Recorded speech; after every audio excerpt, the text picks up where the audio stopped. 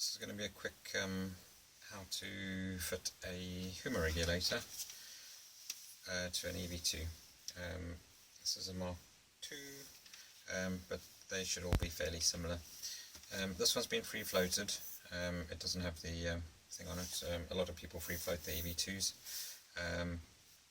So if you haven't free floated it, you're going to have to when you fit the HuMa regulator, and I'll explain why in a second. First thing you want to do is make sure that it's completely empty of air. You can do this a number of ways. You can dry fire it until it's no longer firing. You can crack off the fill valve, just crack it off until it starts leaking, and then stop and wait until it finishes, then crack it off a bit more until you're definitely sure that there is absolutely no air left in it. Then what you want to do is remove the air cylinder and regulator from the rifle. You may find it easier to actually remove the barrel just to get it out the way. It's less chance of bumping it and damaging it, and gives you more space to work on the air cylinder and regulator, which can sometimes be extremely tight. Right, you loosen those off and then these should slide out. There you go. Right, that gives you a bit more space.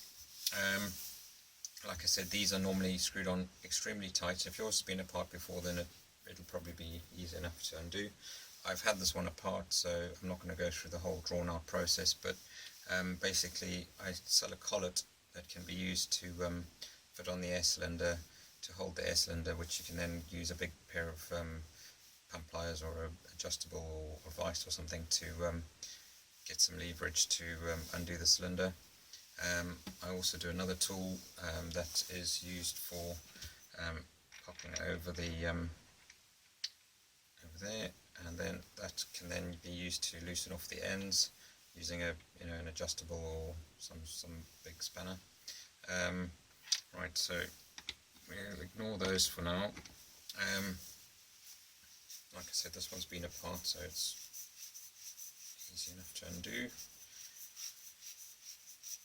Right, now just be careful of this, because there's a spring and a knock-off valve or firing valve in here, or exhaust valve, it goes by many names. There's the spring. Get that out of the way for a minute, and then get this off.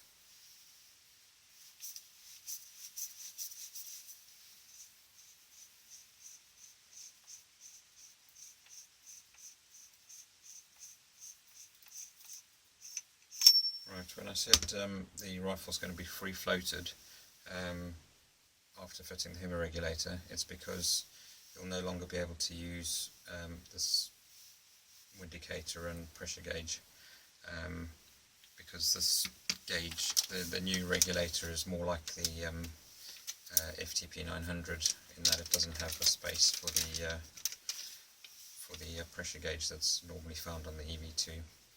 There are a couple of options. You can fit the FTP pressure gauge to these, or there are some aftermarket pressure gauges coming onto the market which you could fit.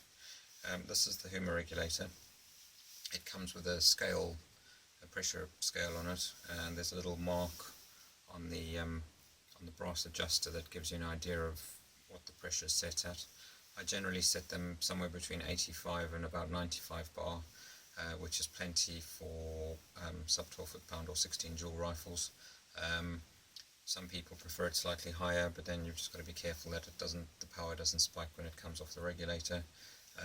Then there's obviously some people who shoot in countries where they don't have power limits, and they may want a higher pressure, or some people may want a higher shot count and aren't so worried about consistency. They might go for a lower pressure setting. Anyway, the regulator comes, it's often they have some lube on them. This is ABS M50. It just helps with lubricating things. It makes them easier to fit, so don't panic when you get them and go, oh my goodness, it's dirty or whatever. It's a grey sort of black colour, and yeah, so don't worry about that. You will need to make sure the inside of your air cylinder is clean, and also that it has no no scratches or marks in the actual cylinder. If you imagine this being screwed into the cylinder, you see the O-ring would sit about there. So you just need to make sure that that section of the cylinder internally is spotless. Sometimes that means polishing or honing the inside of the cylinder to make sure that all the little scratches have been removed. If you don't, you can get air leaking past this O-ring, and then it'll bubble out and you'll get a leak. So let's just assume that this is all being done, and then you screw that in.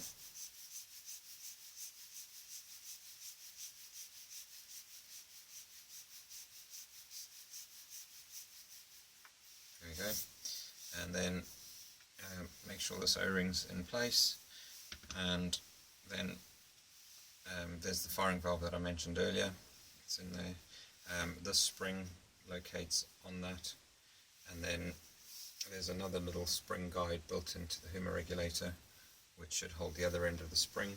Sometimes it helps to hold them like that, otherwise the spring can fall over. And one thing I haven't done is the O-ring from the old regulator stayed in this body, so we just pop that out.